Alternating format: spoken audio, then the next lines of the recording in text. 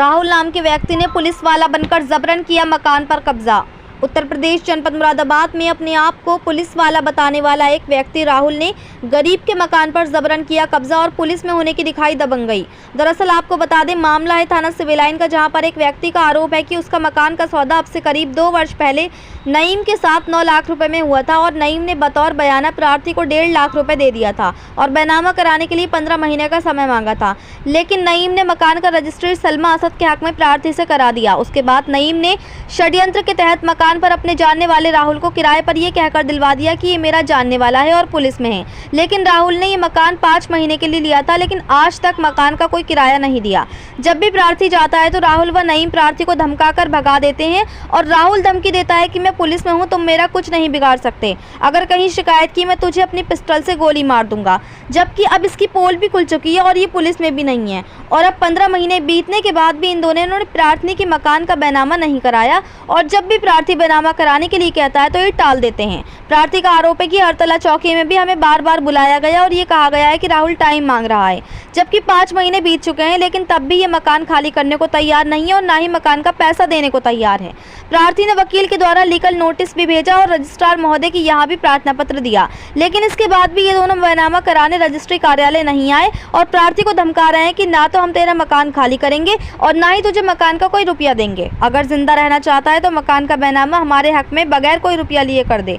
जिससे परेशान होकर प्रार्थी महिला आज एसएसपी महोदय के पास न्याय के लिए पहुंची। प्रार्थी महिला का कहना है कि वे इससे पहले भी एसएसपी महोदय को प्रार्थना पत्र दे चुकी है। प्रार्थी महिला का आरोप है कि राहुल और उसकी पत्नी दोनों इसी तरह से लोगों के साथ ठगी करते हैं। राहुल के ऊपर पहले से भी मुकदमे दर्ज हैं। मुरादाबाद से परवेज अंसारी की रिपोर्ट।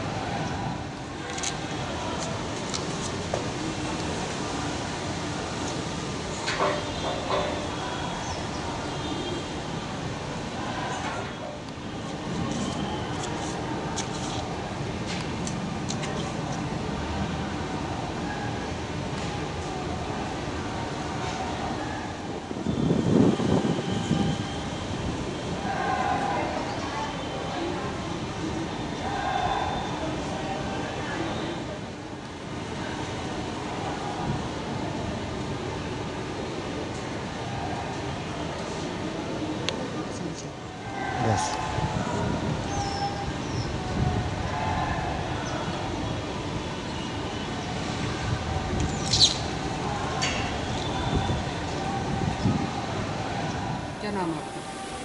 तमन्ना। तमन्ना, बताओ किससे मिलने के लिए आए? हाँ, एसएसपी ऑफिस में सर से मिलने के लिए, कप्तान सर से। क्या परेशानी?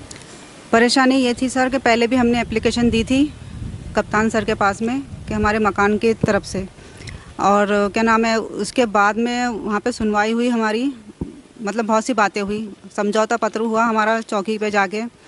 तो राहुल चौधरी है, राहुल चौधरी ने हमारे मकान पे कब्ज़ा कर लिया।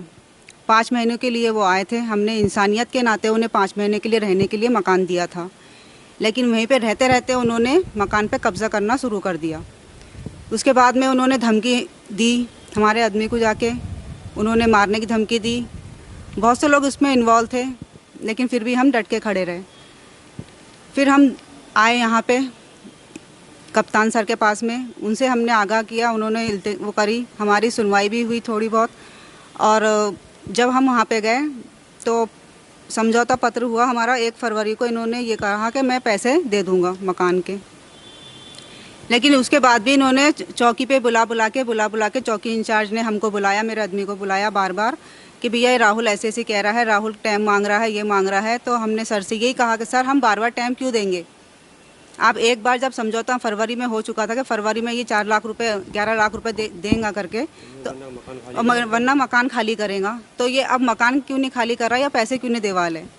अब हम ये चाहते हैं कि हमें फिर से दोबारा एसएसपी के ऑफिस आना पड़ा और ये कहना पड़ रहा है कि अब हमारी सुनवाई नहीं हुई है। समझौता जो हुआ था उस पर भी कोई फ़ायदा नहीं हुआ है, कोई इस पर खड़ा नहीं उतरा है। और वो मतलब रह रहा है मकान में, अभी भी दावे से कब्ज़ा करके रह रहा है। अब मुझे बस इतनी गुजारिश है कि बस अब मुझे मकान खाली चाहिए। अब मैं इसी आस से मैं अभी भी यहाँ पे आई हूँ कि भैया अब काम होना चाहिए मेरा पूरा।